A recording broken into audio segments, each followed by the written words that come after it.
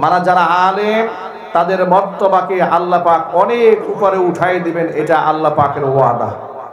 শুধু কি তাই, কোরআন মাজিদ আল্লাহ রাব্বুল আলামিন সূরা মারিয়ামের শেষ দিকে স্পষ্ট বলে দিয়েছেন, ইন্নাল্লাযীনা আমানু ওয়া আমিলুস সালিহাতি সায়াজআলু লাহুমুর রাহমানু উদ্দা। নিশ্চয়ই যারা ঈমান আনে এবং ভালো কাজ করে মানুষের অন্তরে তাদের জন্য আমি আল্লাহ তাআলা ভালোবাসা সৃষ্টি করে দেই। কোন ব্যক্তিকে আল্লাহ পাক যখন ভালোবাসেন, ফাআলানা ফিস সামা, এই দুনিয়ার কোন ব্যক্তিকে যখন আল্লাহ ভালোবাসেন, আল্লাহ রাব্বুল আলামিন জিবরাইল আলাইহিস সালাতু ওয়াসসালামকে ডেকে বলেন, ও জিবরাইল, দুনিয়ার অমুকের পুত্র অমুককে আমি আল্লাহ বড্ড ভালোবাসি। আল্লাহ পাক যখন তার ভালোবাসার বর্ণনা প্রদান করেন, জিবরাইল আলাইহিস সালাতু ওয়াসসালাম তখন ওই ব্যক্তিকে ভালোবেসে ফেলেন। ভালোবেসেই তিনি ক্ষান্ত হন না, ফাআলানা ফিস সামা, আসমানের মধ্যে এলান করে দেন যাদেরকে আল্লাহ পাক ভালোবাসেন, জিবরাইল ভালোবাসেন। জিবরাইল সমস্ত ফেরেশতাদেরকে বলে দেন, ও ফেরেশতারা শোনো, আল্লাহ পাক অমুক ব্যক্তিকে ভালোবাসেন, আমি জিবরাইল তাকে ভালোবাসি, তোমরাও তাকে ভালোবাসো। যেই ব্যক্তিকে আল্লাহ ভালোবাসেন, যেই ব্যক্তিকে জিবরাইল ভালোবাসেন, সমস্ত ফেরেশতা কুল যাকে ভালোবাসেন, ফায়ুদাউ লাহুল কাবুলু ফিল আরদি, হাদিস শরীফের মধ্যে এসেছে, তখন জমিনের মধ্যে আল্লাহ পাক তার একটা মাকবুলিয়ত, একটা গ্রহণযোগ্যতা সৃষ্টি করে দেন। এই জমিনের মানুষগুলো তখন তাকে ভালোবাসতে থাকে। একটু জোরাও যখন সুবহানাল্লাহ। আলেম ওলামাদের এই শান আল্লাহ পাক দুনিয়াতে দান করেছেন। আলেমদের পকেটে কারি কারি টাকা না থাকতে পারে, আলেমরা শিল্পপতি না হতে পারে, কারণ দুনিয়ার এই চাকচিক্য তো একেবারেই ক্ষণস্থায়ী, চিরস্থায়ী সুখ তো জান্নাতে, ঠিক কিনা বলেন? দুনিয়ার সফলতা মূল সফলতা নয়, দুনিয়ার ক্ষমতাও মূল ক্ষমতা নয়, দুনিয়ার সম্পদ মূল সম্পদ নয়, দুনিয়ার এই বিশাল অর্জন মূল অর্জন নয়। দুনিয়াতে doctor, engineer, lawyer, barrister, professor, বড় আলেম, মুফতি, মুহাদ্দিস, বড় বক্তা হয়ে যাওয়া মূল চাবিকাঠি নয়। আল্লাহর কসম, এটা মূল সফলতা নয়। আজকে আমার বয়ান শোনার জন্য হাজার মানুষ জমা হয়ে যায়, আল্লাহর কসম এটা মূল সফলতা নয়। মূল সফলতা কোনটা? মূল সফলতা হচ্ছে আল্লাহ পাক স্পষ্ট বলে দিয়েছেন, কুল্লু নাফসিন দায়িকাতুল মাউত ওয়া ইন্নামা তুওয়াফাউনা উজুরাকুম ইয়াওমাল কিয়ামাহ ফামান যুহজিহা আনিন নারি ওয়া উদখিলাল জান্নাতা ফাকাদ ফাজ। প্রতিটা প্রাণীকে মৃত্যুর স্বাদ আস্বাদন করতে হবে। দুনিয়া থেকে তার মৃত্যু হয়ে যাওয়ার পর যেই ব্যক্তিকে জাহান্নামের আগুন থেকে মুক্ত করে জান্নাতে ঢুকায় দেওয়া হবে, আল্লাহ পাক বলেন ওই ব্যক্তি সফল। জোরে জোরে বলেন সুবহানাল্লাহ। দুনিয়ার সফলতা মূল সফলতা নয়, দুনিয়ার অর্জন মূল অর্জন নয়, মূল অর্জন হচ্ছে আখিরাতের অর্জন। আল্লাহ পাক যদি কিয়ামতের দিন বলেন যে আমি তোরে মাফ করে দিলাম, আমি তোকে জান্নাত দিয়ে দিলাম, এর চেয়ে বড় সফলতা কিছু হতে পারে না। আমরা দুনিয়ার সফলতা চাই না, আমরা পরকালীন সফলতা চাই। কারা কারা পরকালীন সফলতা চান হাত দেখান। আল্লাহ কবুল করেন, জোরে কোন আমিন। হাত নামা। প্রিয় ভাইয়েরা আমার, দুনিয়াতে হক্কানি আলেম উলামা, পীর বুজুর্গ যারা হয়, তাদের বিরাট সম্মান আল্লাহ পাক দান করেন। তারা নিজেদেরকে সব সময় আড়াল করতে পছন্দ করেন, মানুষের সামনে বড় করে তোলা হোক এটা তারা পছন্দ করেন না, এটা তারা চান না, এটা তাদের মেজাজ হয় না। আল্লাহর ওলিরা সব সময় নিজেকে লুকায় রাখেন, আল্লাহর ওলিরা কোনোদিন নিজেকে বড় মনে করে না, ঠিক কিনা বলেন? ইমাম আহমদ ইবনে হাম্বল রাহমাতুল্লাহি আলাইহির নাম শুনেছেন আপনারা? কারা কারা শুনছেন হাত দেখি তো ভাই। মাশাআল্লাহ। ইমাম আহমদ ইবনে হাম্বল রাহমাতুল্লাহি আলাইহি কত বড় মাপের আলেম ছিলেন, কত বড় ফকিহ ছিলেন। পৃথিবীতে মাকবুল 4টা মাযহাব আছে, প্রসিদ্ধ। কয়টা? আরো জোরে বলেন। 4টা প্রসিদ্ধ মাযহাবের মধ্যে হাম্বলি মাযহাবের নাম শুনেছেন না? এই হাম্বলি মাযহাবের ইমাম তিনি হচ্ছেন ইমাম আহমদ ইবনে হাম্বল। তার লিখিত মুসনাদে আহমদ কিতাবের মধ্যে একটা কিতাবের মধ্যে তিনি হাদিস জমা করেছেন 50,000। জোরে বলেন সুবহানাল্লাহ। কত বড় মাপের একজন মুহাদ্দিস, কত বড় মাপের একজন ফকিহ, কত বড় মাপের একজন আল্লাহর ওলি ইমাম আহমদ ইবনে হাম্বল রাহমাতুল্লাহি আলাইহি 50,000 হাদিস এক কিতাবে জমা করেছেন, অথচ নিজেকে তারা কিছুই মনে করতেন না। আর আমরা দুটা চটি বইয়ের মধ্যে দুটা বাংলা তরজমা পড়ছে হাদিসে, এর গরমে এলাকায় ইমাম সাহেব থাকতে পারে না। কথা ঠিক কিনা বলেন? গার্মেন্টসে চাকরি করে, কে যেন বুঝাই দিছে যে আমিন জোরে পড়তে হবে, এটা বাংলা তরজমার মধ্যে পড়েছে, বুখারী শরীফের আছে। এইটা তরজমা দেখার পর থেকে এখন উনি মনে মনে বলে, হুজুররা কি পড়ে আর কি পড়ায়, আমার চাইতে বড় মুফতি কি আর আছে, বড় মুহাদ্দিস আর আছে? হুজুররা 12 বছর কি লেখাপড়া করলেন। উনি চটি বই পড়ে তার ইলমের গরমে গার্মেন্টসের কর্মীরা ঠিক থাকতে পারতেছে না, প্রায় সময় ঝগড়া লেগে যায়, কথা বলতে হবে, ঠিক কিনা বলেন? অথচ আল্লাহর ওলি ইমাম আহমদ ইবনে হাম্বল এত বড় মাপের একজন আলেম, তিনি সফরে যাচ্ছেন, এমন সময় কোন একটা মসজিদে এশারের নামাজ জামাতের সাথে আদায় করেছেন। বাহিরে প্রচন্ড শীত, তো তার কাছে পর্যাপ্ত পরিমাণ শীতের কাপড় চাপড় নাই। আল্লাহর ওলিরা তো সিমসাম জীবন যাপন করতেন, তো খুব শীত। তিনি মসজিদে জামাতে এশারের নামাজ পড়ে মসজিদের এক কর্নারে বসে তিনি জিকির আজকার করছেন, তাসবিহ তাহলিল করছেন। মনে মনে সিদ্ধান্ত নিলেন যে আমি রাতটা এখানে ইবাদত করে কাটিয়ে দেই, সকাল হলে ফজর পড়ে এখান থেকে বিদায় হয়ে যাবে। মুয়াজ্জিন সাহেব আসলেন, দেখেন একজন মুরব্বী বসে আছেন। মুয়াজ্জিন সাহেব মুরব্বীকে বলছে, মুরব্বী আপনি বের হন মসজিদ থেকে, নামাজ শেষ হয়েছে না? বলে নামাজ শেষ হয়েছে। তো নামাজ তো শেষে বসে আছেন কেন? মুরব্বী বললেন, দেখুন আমি তো পথিক মুসাফির, তা আমি নিয়ত করেছি যেহেতু বাহিরে প্রচন্ড ঠান্ডা, রাতটা এখানে সারা রাত আমি ইবাদতে কাটাই, ফজরের নামাজটা জামাতে পড়ে এখান থেকে বের হয়ে যায়। বেচারা মুয়াজ্জিন তাকে চিনে নাই। আর তিনি এমন লোক না নিজের পরিচয় দেখাবেন, হেডাম দেখাবেন। ইদানিং তা আমাদের মধ্যে এমন আত্মহমিকা, দাম্ভিকতা, কিছুতেই কিছু হলে বলে, এই মিয়া আমার চেনেন আপনি, আমি কে? কথা বলে না কেন? বক্তা স্টেজে বয়ান করতেছে, বক্তার সামনে থেকে মাইক কেড়ে নিয়েছে, এমন বেয়াদব এই দেশে আছে না নাই? চিল্লাই বলতে পারছে না নাই? মুসলমানের ঘরে জন্ম নিয়েছে, ওরা মুসলমান হতে পারে নাই। এগুলা মুনাফিক, এগুলা কি? চিল্লাই বলেন। আল্লাহর হাবিব বলেছেন, আল্লাহর নবী বলেছেন, মাল্লাম ইয়ারহাম সগীরানা ওয়া লাম ইওয়াক্কির কাবীরানা, যেই ব্যক্তি আমার ছোটকে স্নেহ করে না, বড়কে সম্মান দেয় না, আলেমদের ইজ্জত যারা দেয় না, নবীজি সাল্লাল্লাহু আলাইহি ওয়াসাল্লাম বলেছেন ওরা মুসলমানের ঘরে জন্ম নিলে ওরা আমি নবীজির উম্মত হতে পারে না।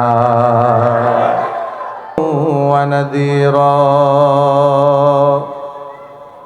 ওয়া দাঈয়ান ইলাল্লাহি বিইذনিহি ওয়া সিরাজাম মুনীরা।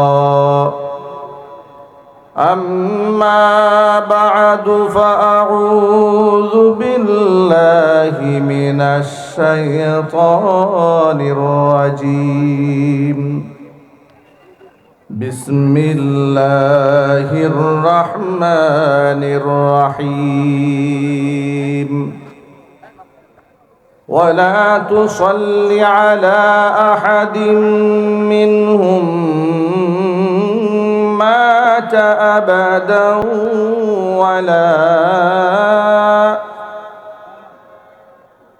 ولا تقم على قبره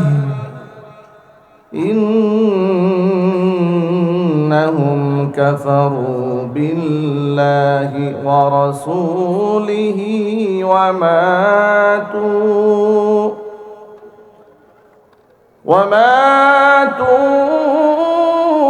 وهم فاسقون.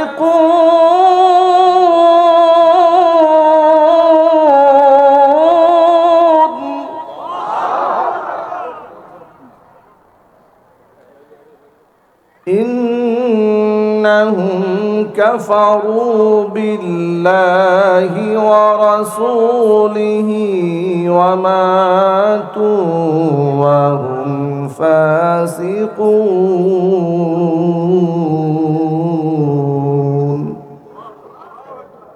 وقال تعالى في شان حبيبه ومحبوبه آمرا ومخبرا إن الله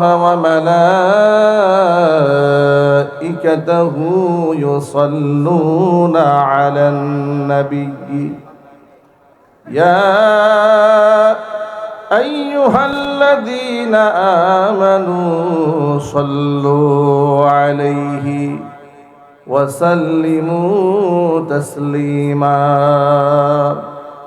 اللهم صل على محمد وعلى آل محمد كما صليت على إبراهيم وعلى آل إبراهيم إنك حميد مجيد.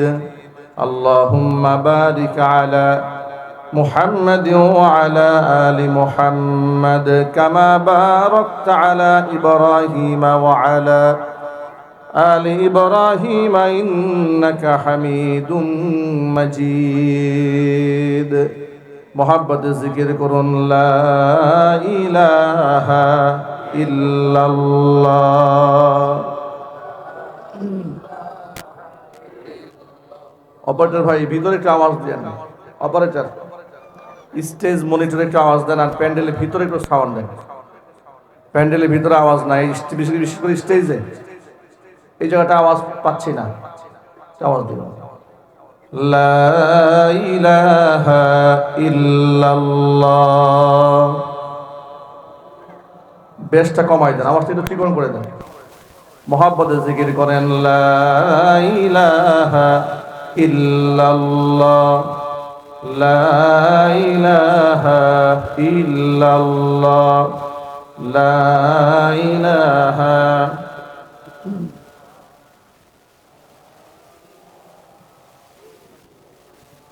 لا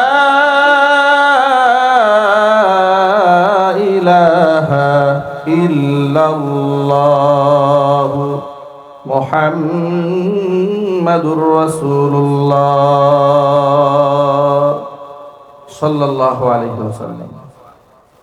ঈমানের পথে অবিচল থেকে আমার মরণ যেন হয়।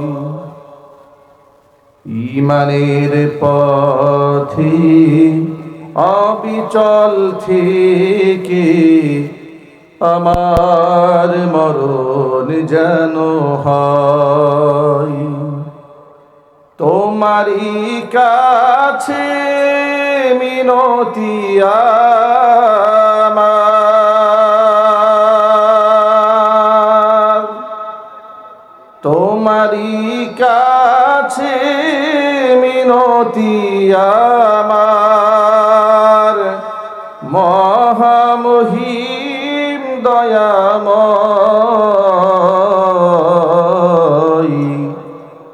ঈমানের পথে অবিচল থেকে আমার মরণ যেন হয়। ঈমানের পথে অবিচল থেকে আমার মরণ যেন হয়। প্রতিদিন মিথ্যে মুখোমুখি হই, বেদিন ফাসেকেরা করে হইচই। প্রতিদিন মিথ্যে মুখোমুখি হই, বেদিন ফাসেকেরা করে হইচই। আজাজিলে সে গুমরাহি সুর গান করে তুলে মোহময়। আজাজিলে সে গুমরাহি গান করে তুলে মোহময়। ঈমানের পথে অবিচল থেকে আমার মরণ যেন হয়। তোমারই কাছে মিনতি আমার, তোমারই কাছে মিনতি আমার, মহামহিম দয়াময়। ঈমানের পথে অবিচল থেকে আমার মরণ যেন হয়। ঈমানের পথে অবিচল থেকে আমার মরণ যেন হয়। ঈমানের পথে অবিচল থেকে আমার মরণ যেন হয়।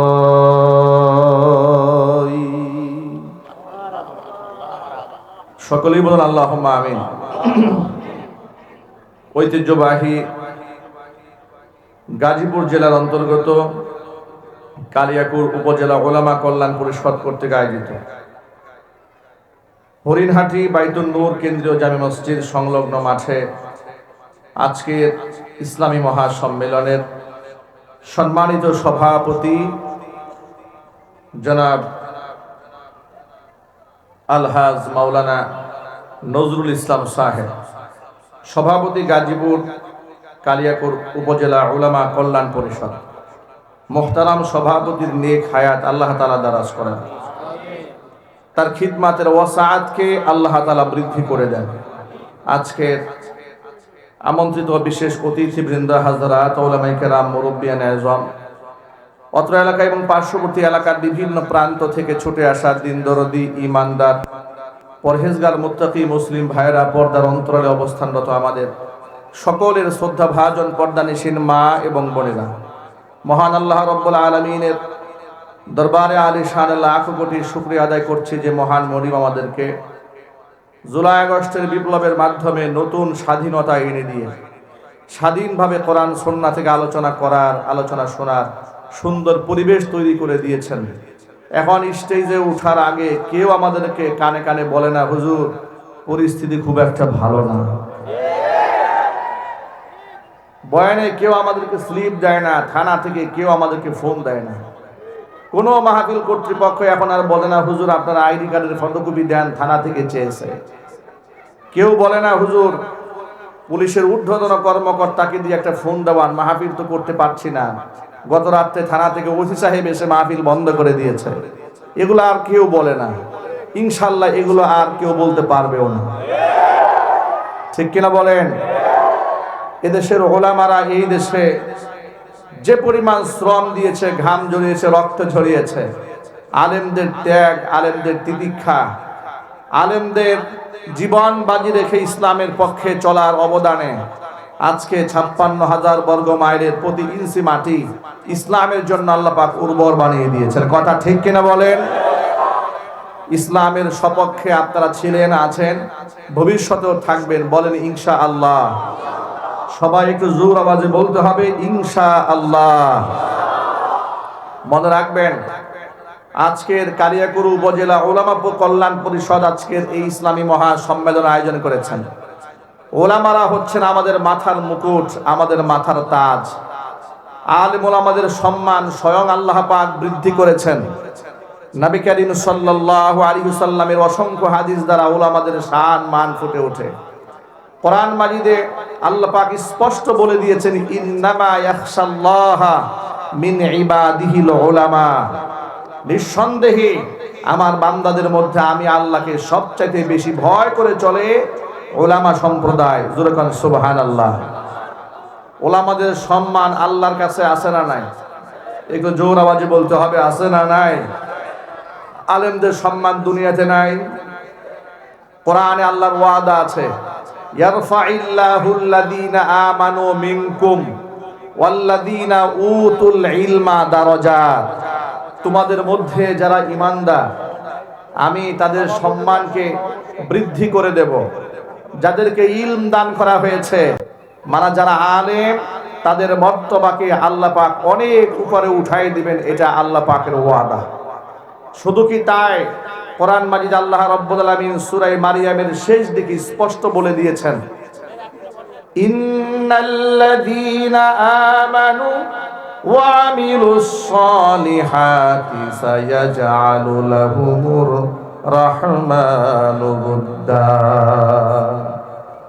নিশ্চয় যারা ঈমান আনে এবং ভালো কাজ করে মানুষের অন্তরে তাদের জন্য আমি আল্লাহ তাআলা ভালোবাসা সৃষ্টি করে দেই।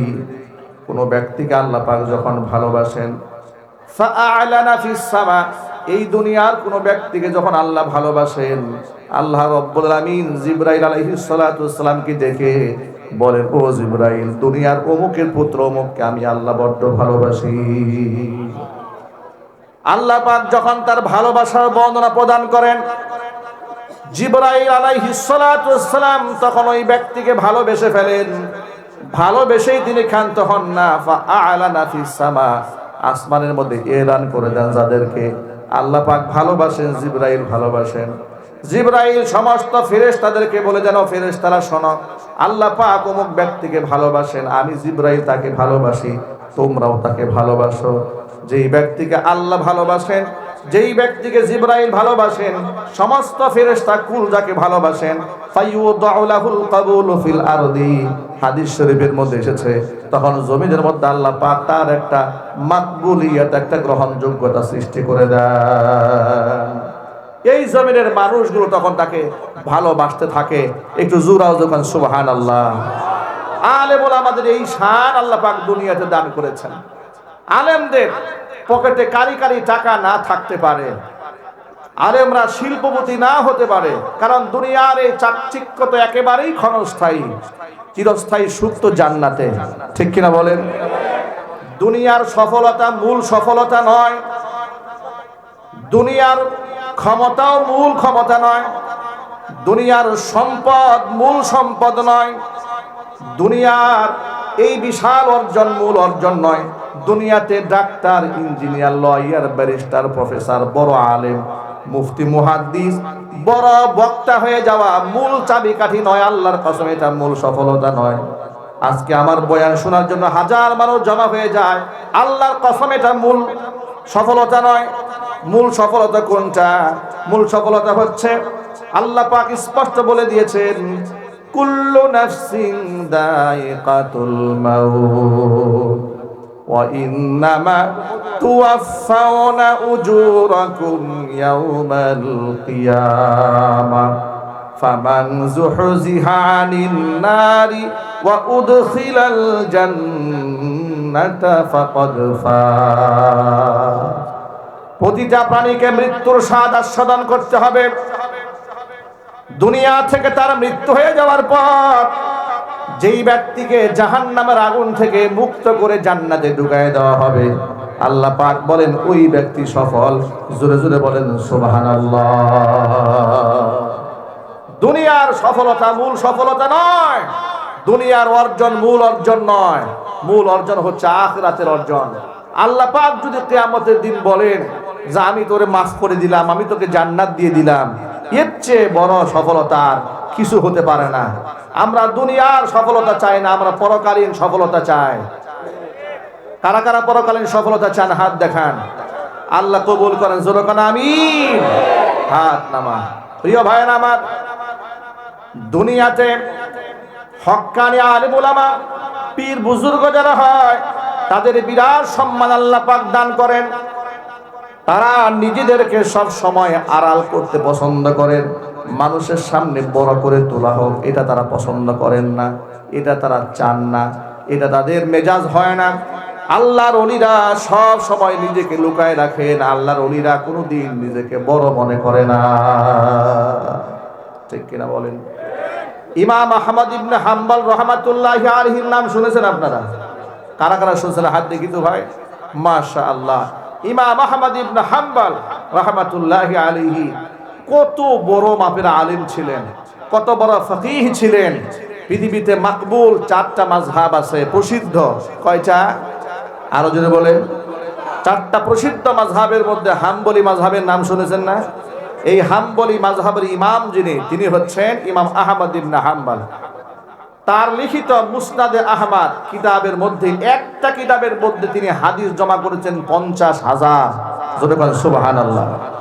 কত বড় মাপের একজন মুহাদ্দিস, কত বড় মাপের একজন ফকিহ, কত বড় মাপের একজন আল্লাহর ওলি ইমাম আহমদ ইবনে হাম্বল রাহমাতুল্লাহি আলাইহি 50,000 হাদিস এক কিতাবে জমা করেছেন। অথচ নিজেকে তারা কিছুই মনে করতেন না। আর আমরা দুটা চটি বইয়ের মধ্যে দুটা বাংলা তরজমা পড়ছে হাদিসে, এর গরমে এলাকায় ইমাম সাহেব থাকতে পারে না। কথা ঠিক কিনা বলেন? গার্মেন্টসে চাকরি করে, কে যেন বুঝাই দিছে যে আমিন জোরে পড়তে হবে, এটা বাংলা তরজমার মধ্যে পড়েছে, বুখারী শরীফের আছে। এইটা তরজমা দেখার পর থেকে এখন উনি মনে মনে বলে, হুজুররা কি পড়ে আর কি পড়ায়, আমার চাইতে বড় মুফতি কি আর আছে, বড় মুহাদ্দিস আর আছে? হুজুররা 12 বছর কি লেখাপড়া করলেন। উনি চটি বই পড়ে তার ইলমের গরমে গার্মেন্টসের কর্মীরা ঠিক থাকতে পারতেছে না, প্রায় সময় ঝগড়া লেগে যায়, কথা বলতে হবে, ঠিক কিনা বলেন? অথচ আল্লাহর ওলি ইমাম আহমদ ইবনে হাম্বল এত বড় বাপের একজন আলেম, তিনি সফরে যাচ্ছেন, এমন সময় কোন একটা মসজিদে এশারের নামাজ জামাতের সাথে আদায় করেছেন। বাহিরে প্রচন্ড শীত, তো তার কাছে পর্যাপ্ত পরিমাণ শীতের কাপড় চাপড় নাই। আল্লাহর ওলিরা তো সিমসাম জীবন যাপন করতেন, তো খুব শীত। তিনি মসজিদে জামাতে এশারের নামাজ পড়ে মসজিদের এক কর্নারে বসে তিনি জিকির আজকার করছেন, তাসবিহ তাহলিল করছেন। মনে মনে সিদ্ধান্ত নিলেন যে আমি রাতটা এখানে ইবাদত করে কাটিয়ে দেই, সকাল হলে ফজর পড়ে এখান থেকে বিদায় হয়ে যাবে। মুয়াজ্জিন সাহেব আসলেন, দেখেন একটা মুরব্বী বসে আছেন। মুয়াজ্জিন সাহেব মুরব্বীকে বলছে, মুরব্বী আপনি বের হন মসজিদ থেকে, নামাজ শেষ হয়েছে না? বলে নামাজ শেষ হয়েছে। তো নামাজ তো শেষে বসে আছেন কেন? মুরব্বী বললেন, দেখুন আমি তো পথিক মুসাফির, তা আমি নিয়ত করেছি যেহেতু বাহিরে প্রচন্ড ঠান্ডা, রাতটা এখানে সারা রাত আমি ইবাদতে কাটাই, ফজরের নামাজটা জামাতে পড়ে এখান থেকে বের হয়ে যায়। বেচারা মুয়াজ্জিন তাকে চিনে নাই। আর তিনি এমন লোক না নিজের পরিচয় দেখাবেন, হেডাম দেখাবেন। ইদানিং তা আমাদের মধ্যে এমন আত্মহমিকা, দাম্ভিকতা, কিছুতে কিছু হলে বলে, এই মিয়া আমার চেনেন আপনি, আমি কে? কথা বলে না কেন? বক্তা স্টেজে বয়ান করতেছে, বক্তার সামনে থেকে মাইক কেড়ে নিয়েছে, এমন বেয়াদব এই দেশে আছে না নাই? চিল্লায় বলতে পারছে না নাই? মুসলমানের ঘরে জন্ম নিয়েছে, ওরা মুসলমান হতে পারে নাই। এগুলো মুনাফিক, এগুলো কি? চিল্লায় বলেন। আল্লাহর হাবিব বলেছেন, আল্লাহর নবী বলেছেন, মাল্লাম ইয়ারহাম সগীরানা ওয়া লাম ইওয়াক্কির কাবীরানা, যেই ব্যক্তি আমার ছোটকে স্নেহ করে না, বড়কে সম্মান দেয় না, আলেমদের ইজ্জত যারা দেয় না, নবীজি সাল্লাল্লাহু আলাইহি ওয়াসাল্লাম বলেছেন ওরা মুসলমানের ঘরে জন্ম নিলে ওরা আমি নবীজির উম্মত হতে পারে না। আল্লাহর কসম, মুনাফিক যদি বর্তমানে চিহ্নিত করা যেত, ১৫০০ বছর আগে মুনাফিকদের জানাজা পড়তে আল্লাহ তার রাসূলকে নিষেধ করেছেন। সাহাবায়ে কেরাম মুনাফিকদের জানাজা পড়তেন না, মুনাফিকদের জানাজা আল্লাহর নবী পড়তেন না। যদি ওহীর মাধ্যমে নিশ্চিত হওয়া যেত, যেহেতু নবুয়তের দরজা বন্ধ হয়ে গেছে, ওহীর দরজা বন্ধ হয়ে গেছে, আমরা কনফার্ম কোনো ব্যক্তিকে সরাসরি মুনাফিক বলতে পারি না। তবে মুনাফিকদের কিছু আলামত কিছু লোকের মধ্যে আমরা দেখতে পাই। যদি কনফার্ম হওয়া যেত, এই যে জানাজার যে আনুষ্ঠানিকতা গোটা বাংলাদেশে আছে, আস্তিক নাস্তিক, নামাজি বেনামাজি, কোরআনের বিরুদ্ধাচরণ করেছে, আলেমদেরকে মৌলবাদ বলে গালি দিয়েছে, জঙ্গিবাদ বলে গালি দিয়েছে, এই রকম লোক এরা যদি মারা যেত, উলামায়ে কেরাম সংঘবদ্ধ ফতোয়া দিতেন ওর জানাজা পড়া জায়েজ নাই। কথা বলতে হবে, ঠিক কিনা? কিন্তু যেহেতু আমার কাছে আপনার কাছে নতুন করে আর ওহী আসে না, এই জন্য বলা যায় না। কিন্তু আলামত দেখে বোঝা যায় এর জানাজা পড়া যে কথা, না পড়াও একই কথা। ভাইরা আমার, এই জন্য মুনাফিক হওয়া যাবে না। মুনাফিক ইসলামের সবচাইতে বড় ক্ষতি করেছে যুগ যুগ ধরে। মুনাফিক কাকে বলে শোনেন? মুনাফিক অন্তরে ইসলাম বিরোধিতা লালন করে, কিন্তু বাহ্যিকভাবে মুসলমানদের কাছে বোঝায় আমি মুসলমান। ঠিক কিনা বলেন? এরকম লোক সমাজে আছে না নাই? কোরআন মাজিদে তাদের সম্পর্কে আল্লাহ বলেছেন, ইন্নাল মুনাফিকিনা ফিদ দারকিল আসফালি মিনান নার। মুনাফিকদের অবস্থা কিয়ামতের দিন হবে জাহান্নামের অতল গহ্বরের স্থান হবে। জাহান্নামের সর্বনিকৃষ্ট স্থান দেওয়া হবে মুনাফিকদেরকে। আল্লাহর নবী রাহমাতুল লিল আলামিন ঘোষণা করেছেন, ইন্না ফি উম্মতি ইসনা আশারা মুনাফিকান লা ইয়াদখুলুনাল জান্নাতা ওয়া লা ইয়াজিদুনা রিহাহা হাত্তা ইয়ালিজাল জামালু ফি সাম্মিল খিয়াত আও কামা ক্বালা আলাইহিস সালাতু ওয়াসসালাম। হুজুর বলেন, আমার উম্মতের মধ্যে এমন 12 জন মুনাফিক আছে, ওরা জান্নাতে তো প্রবেশ করবে না, জান্নাতের খুশবু পর্যন্ত ওরা নাকের মধ্যে পাবে না। অথচ জান্নাতের খুশবু তারা ততক্ষণ পাবে না যতক্ষণ পর্যন্ত সূচের ছিদ্র দিয়া উট প্রবেশ না করবে। এর মানে সুয়ের ছিদ্র দিয়া উট যেমন প্রবেশ করা অসম্ভব, মুনাফিকের জন্য জান্নাতে যাওয়াও ঠিক সেরকম অসম্ভব। আমরা কি মুনাফিক হয়ে মরতে চাই? চিল্লায় বলো, মুনাফিক হয়ে মরতে চাই? তাহলে আলেমদেরকে ইজ্জত দিতে হবে, সম্মান দিতে হবে। উলামারা নবীগণের ওয়ারিস। উলামারা কাদের ওয়ারিস? নবীগণের ওয়ারিস। এই কথা যেন মনে থাকে। বলেন ইনশাআল্লাহ। আর জোরে কোন ইনশাআল্লাহ। ভাইরা আমার, তো ইমাম আহমদ ইবনে হাম্বল সাধারণ বেশে মসজিদে বসে আছেন। মুয়াজ্জিন সাহেব বললেন, মুরব্বি বের হন, নামাজ শেষ হয়ে গেছে, চলে যান বাহিরে। তিনি বললেন, আল্লাহর বান্দা মুয়াজ্জিন সাহেব, আমি তো প্রতীক মুসাফির, প্রচন্ড শীত, বাহিরে আমার বয়স হয়ে গেছে, মুরব্বি মানুষ আমি এখানে তাহাজ্জুদের রাতটা কাটাই দিই, সকালে ফজর পরে বের হয়ে যাই। মুয়াজ্জিন সাহেব বলল, ওই সমস্ত কথা চলবে না, ওই সমস্ত কথা চলবে না, খালি বের হওয়ার মসজিদ থেকে। তখনও তিনি নিজেকে বলেন না, মুয়াজ্জিন সাহেবের কাছে পরিচয় দিয়ে বলেন না, মিয়া আমার